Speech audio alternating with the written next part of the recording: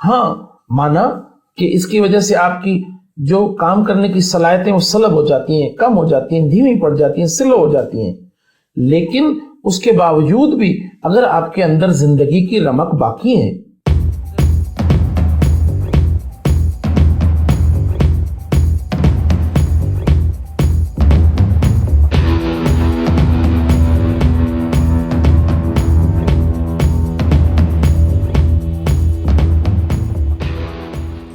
बिस्मिल्लाहिर्रहमानिर्रहीम। मैं हूं डॉक्टर शाहनवाज एम केदल, नफ्सियाती और जहनी बीमारियों का माहिर। जहनी सेहत की बात डॉक्टर शाहनवाज के साथ। आज हम बात करेंगे कि यासियत क्या है, डिप्रेशन क्या है, हम उदास क्यों होते हैं। आप हर किसी से पूछोगे कि उदासी क्या है तो वो अजीब सूरत हाल में से बड़ी ठंडी आह भर के बोलेगा कि बस कोई मसाइल हैं, कोई मामला है, कोई चीज़ है। तो दोस्तों, आज हम डिप्रेशन पे बात कर रहे हैं, तो आपको सुनकर बड़ा ताज्जुब होगा कि 264 मिलियन लोग पूरी दुनिया में डिप्रेशन का शिकार है और सबसे ज़्यादा डिप्रेशन औरतों में पाया जाता है। किसी भी उम्र में, किसी भी वक्त किसी को भी डिप्रेशन हो सकता है। आपको एक चीज़ और ताज्जुब होगी कि बहुत सारी खुदकुशियाँ जो पूरे दुनिया में हो रही हैं, उनमें सबसे ज़्यादा जो खुदकुशियाँ हैं, जब उसके हम असबाब को देखते हैं तो हमें उसमें डिप्रेशन का अमल दखल ज़्यादा आता है। हम उदास हो जाते हैं, हम अजीब सी यासियत का शिकार हो जाते हैं, हमें काम में दिलचस्पी नहीं रहती, हमारे अंदर में खुशी नहीं होती, थकावट रहती है, बेजारी रहती है, दिल नहीं करता कि हम किसी से बात करें, दिल नहीं करता किसी से मुलाकात करें, दिल नहीं करता कि किसी के घर जाएं या कोई हमारे घर आए। बिस्तर में पड़े रहते हैं, खाना ज़्यादा खाते हैं या कम खाते हैं, नींद कम आती है या ज़्यादा आती है, अजीब बेतौकीरी और बेवकूफ़ी के ख़यालात आते हैं कि मेरी कोई हैसियत ही नहीं है इस घर में, इस शहर में, इस समाज में। एक अजीब सी सूरत हाल पैदा हो जाती है उस इंसान की ज़िंदगी में जो इस यासियत यानी डिप्रेशन, उदासी का शिकार हो जाता है, मायूसी का शिकार हो जाता है और एक ऐसी दलदल में चला जाता है,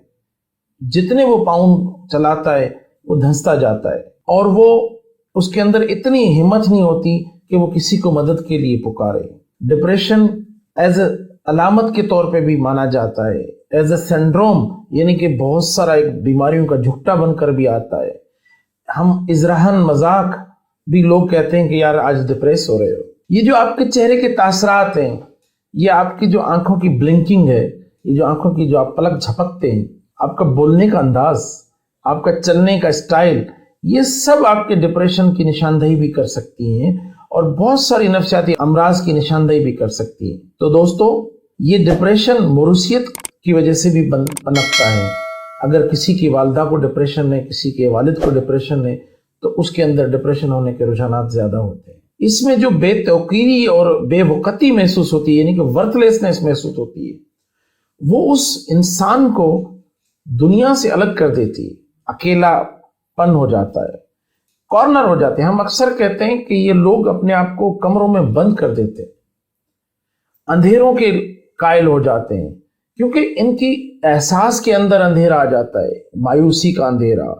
यासियत का अंधेरा, डिप्रेशन का अंधेरा, उदासी का अंधेरा। जैसे आपको पता है कि तशवीश की बीमारी मुस्तकबिल की बीमारी है, इस तरह ये माजी के अंदर चलती है कि मैं वो न करता तो आज ये न होता, मेरा कसूर है कि मैंने ये किया था। छोटी सी बात को, छोटी सी तीली होती है ना, तो उसको बड़ा पिलर मानेंगे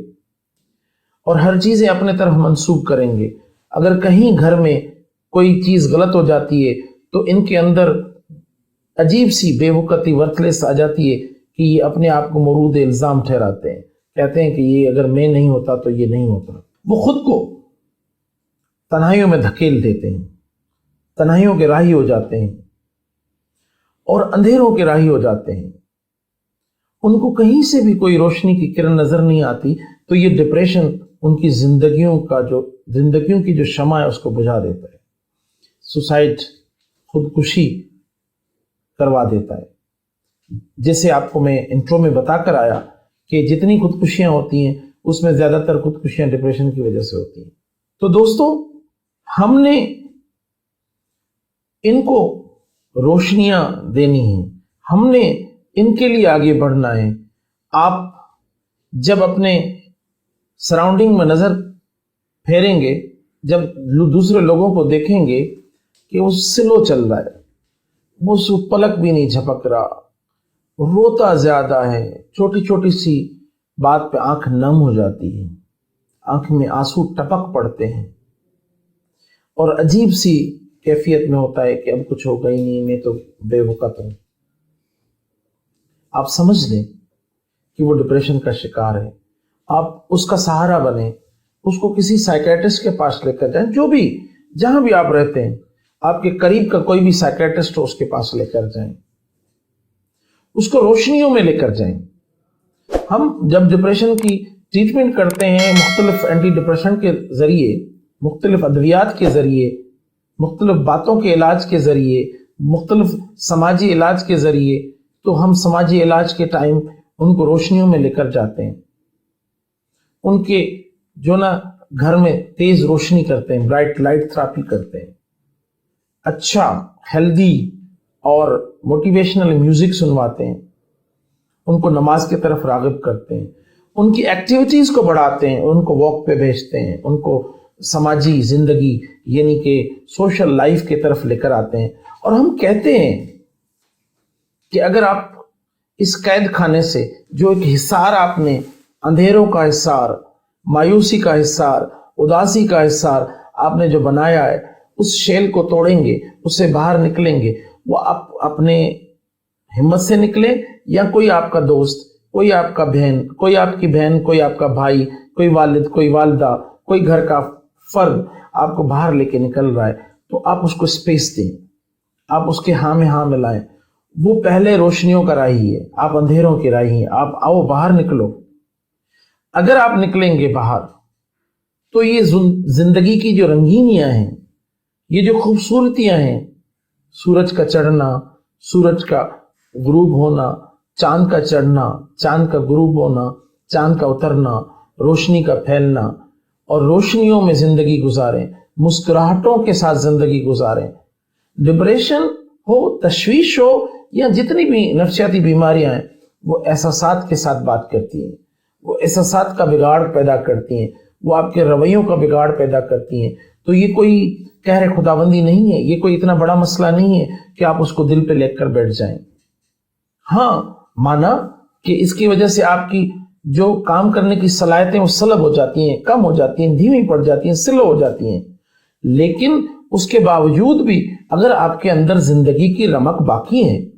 اگر زندگی کا رجحان باقی ہے، اگر جینے کا سلیقہ آپ کے اندر موجود ہے، اور جب آپ بیمار نہیں تھے، جب آپ کی بے ترتیبی رویوں کی نہیں تھی، جب آپ یاسیت اور ڈپریشن کا شکار نہیں تھے، تو آپ ہنسمکھ انسان تھے، تو اس کو یاد کر کے پھر اس کے طرف پلٹیں گے تو زندگی کی رمق آپ کے چہرے پہ مسکان واپس لے کر آئے گی، آپ کو ایک نئی صبح کی نوید دے گی۔ ہم نے ہر ڈپریشن کے